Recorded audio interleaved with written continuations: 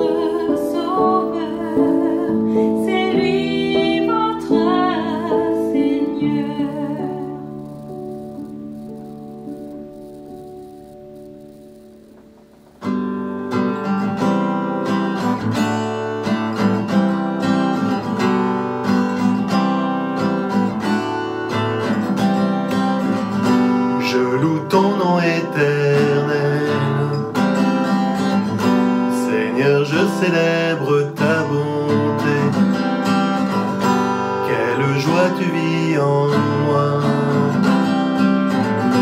quelle joie tu viens pour nous sauver. Tu viens du ciel sur la terre, montrer la voie, de la terre à la croix, payer pour moi, de la croix jusqu'au tombeau, et du tombeau jusqu'au ciel, je loue ton nom éternel. Je loue ton nom éternel. Seigneur, je célèbre ta bonté. Quelle joie tu vis en moi. Quelle joie tu viens pour nous sauver. Tu viens du ciel sur la terre, montrer la voie, de la terre à la croix, payer pour moi, de la croix jusqu'au tombeau, et du tombeau jusqu'au ciel, je loue ton nom éternel. Tu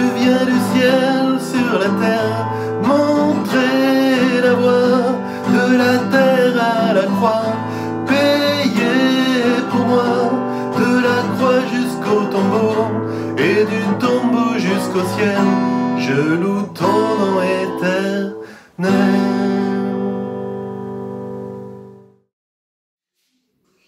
Bonjour les amis, on est à Dreux ce matin pour se mettre ensemble à l'écoute de la parole de Dieu et on vous invite ce matin à creuser encore, à approfondir cette compréhension que nous sommes le temple, que nous sommes les pierres du grand édifice qu'est l'Église et que nous sommes attendus par Dieu, nous sommes aimés par Dieu, mais nous sommes attendus par Dieu. Dieu a un projet pour nous, Dieu a un appel pour nous et c'est ce qu'on vous propose de continuer à approfondir ensemble. Alors aujourd'hui, on vous propose justement de méditer ce verset que nous a partagé la famille Génex tout à l'heure. Je vous invite à lire dans le chapitre 24 du livre de Josué, les versets 14 et 15.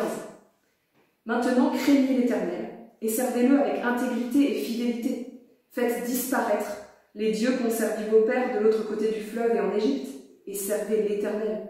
Et si vous ne trouvez pas bon de servir l'Éternel, choisissez aujourd'hui qui vous voulez servir, ou les dieux que servaient vos pères au-delà du fleuve, ou les dieux des Amoréens dans le pays desquels vous habitez.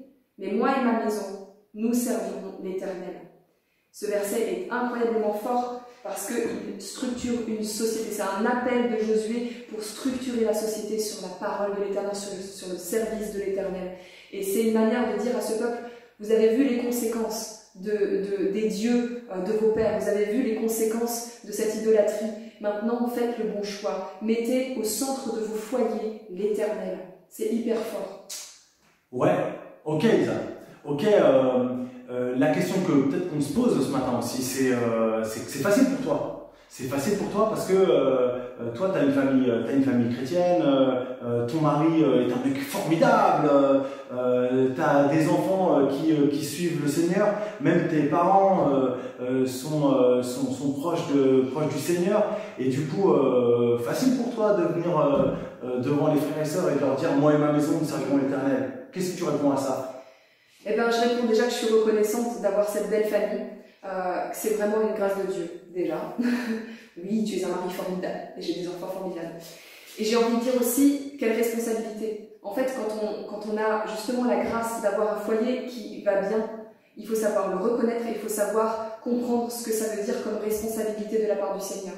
Parce que le Seigneur nous donne quelque chose pour en faire quelque chose. Et ça me rappelle cette parole dans l'évangile de Luc qui dit « Il sera beaucoup demandé à celui à qui on a beaucoup donné et on exigera beaucoup de celui à qui on a beaucoup confié. » Et c'est vraiment une responsabilité d'avoir reçu parce que nous devons le dire. Nous devons le dire que ce qui soude notre famille, c'est l'Éternel. Nous devons le dire et le proclamer que la guérison des relations se trouve dans le logos, dans la parole offerte par Jésus, cette parole qui est à la fois douce, une parole de paix, mais aussi une parole qui est l'épée qui vient trancher dans notre cœur et que parfois c'est douloureux et parfois ça fait mal.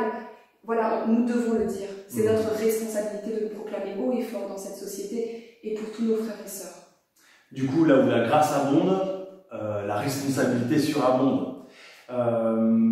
La deuxième possibilité, c'est aussi des frères et des sœurs qui vivent tout seuls en fait leur foi dans une famille qui est soit indifférente, soit carrément hostile, ou alors des frères et sœurs qui sont vraiment très isolés aussi. Et pendant ce temps de confinement, on a un paquet de frères et sœurs comme ça qui vivent leur foi tout seuls à la maison, dans des conditions qui sont plus ou moins bonnes.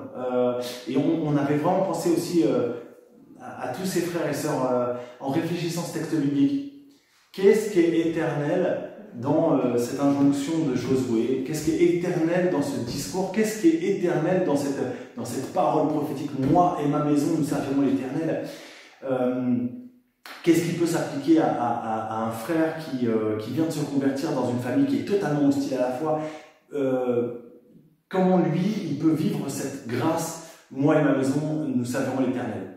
Bon, il y a quelque chose, déjà, je pense que on ne peut pas refaire les structures familiales d'il y a 3000 ans. Et du coup, le chef de clan, le chef de famille, le chef de peuple, qui est Josué, qui proclame, parce que en fait, sa proclamation a un impact sur ce qui va se passer dans sa famille, ça, on ne peut pas le surjouer, on ne peut pas le rejouer. Aujourd'hui, tu peux pas venir et demander, exiger même que tes enfants ta femme et tes parents suivent tes décisions spirituelles. C'est pas envisageable de l'exiger parce que ce serait même pas sain. La responsabilité qu'on a devant Dieu et devant Jésus-Christ, c'est une responsabilité de témoignage, mais en aucun cas on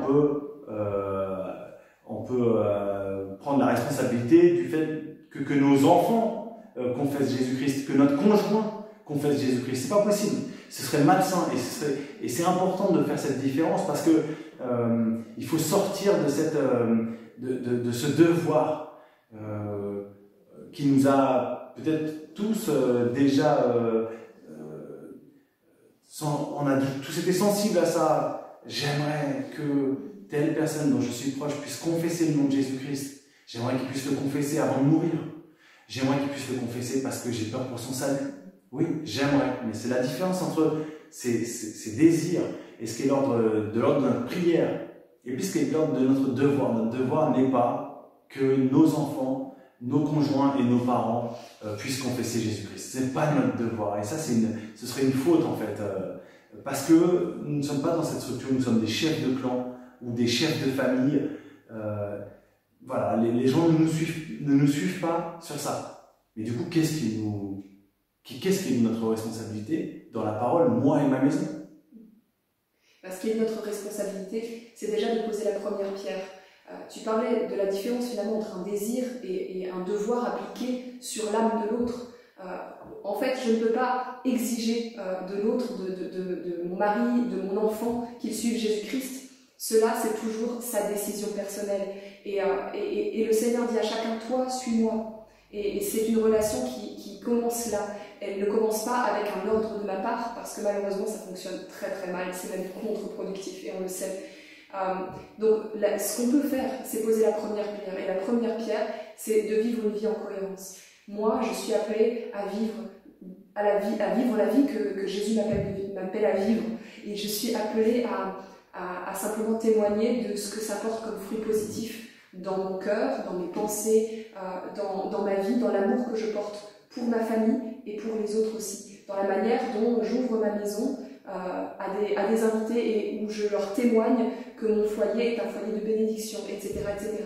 Ça, je peux le témoigner. Ça, c'est ma pierre à moi. Et cette fondation-là, elle se creuse dans notre cœur à chacun. Donc ça, c'est la chose la plus importante. C'est là que ça commence.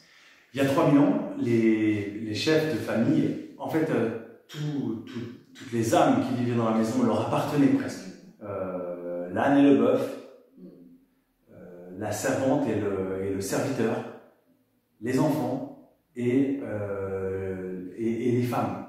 Et c'était comme si, en fait, cette parole, elle vient dire que tout ce qui m'appartient doit forcément appartenir au Seigneur et servir le Seigneur.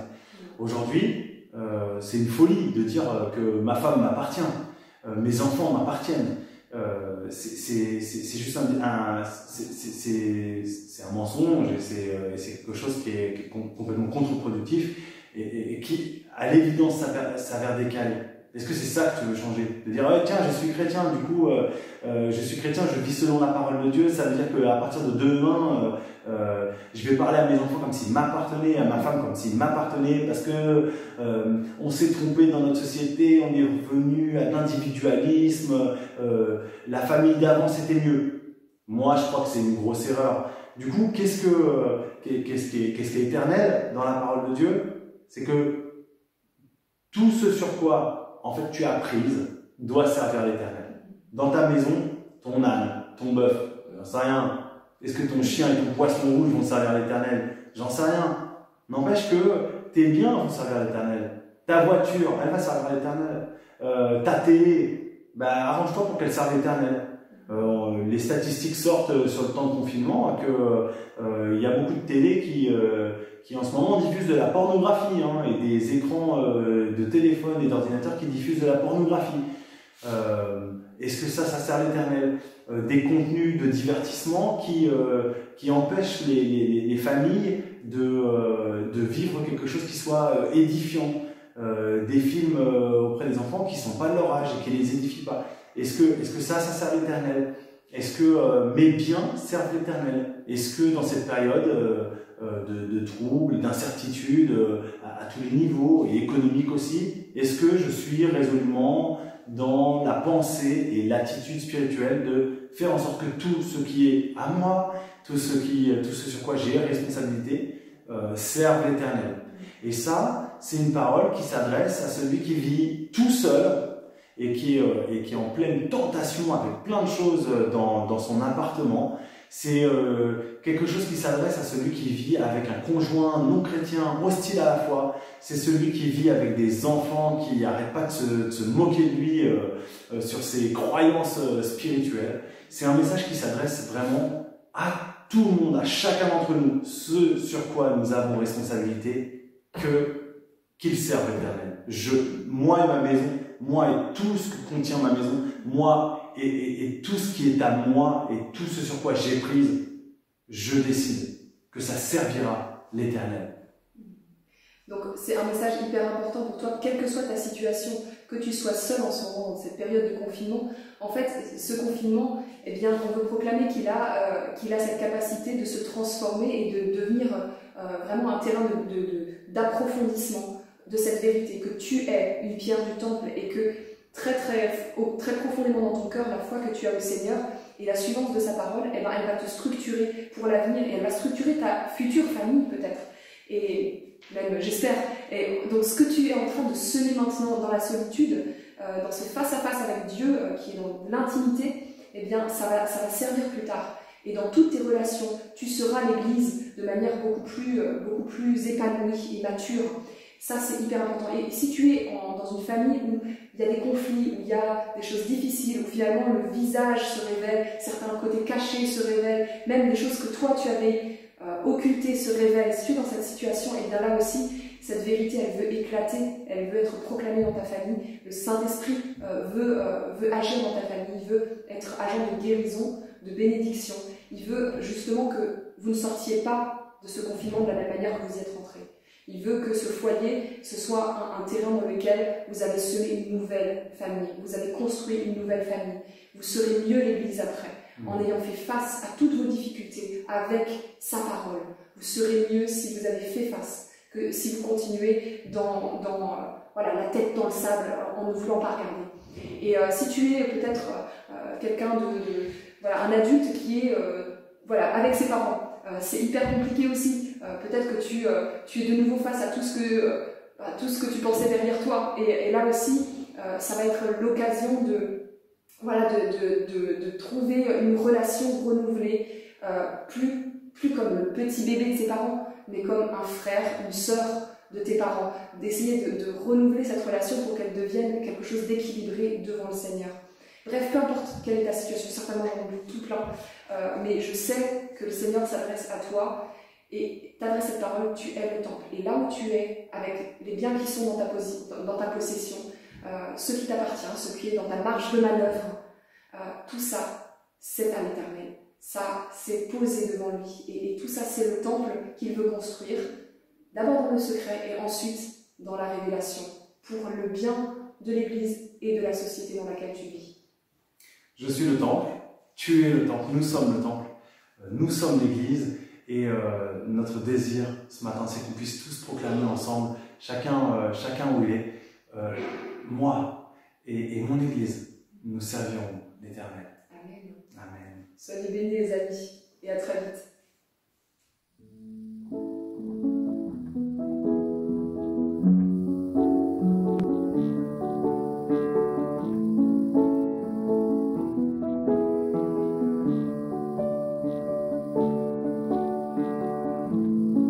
Béni soit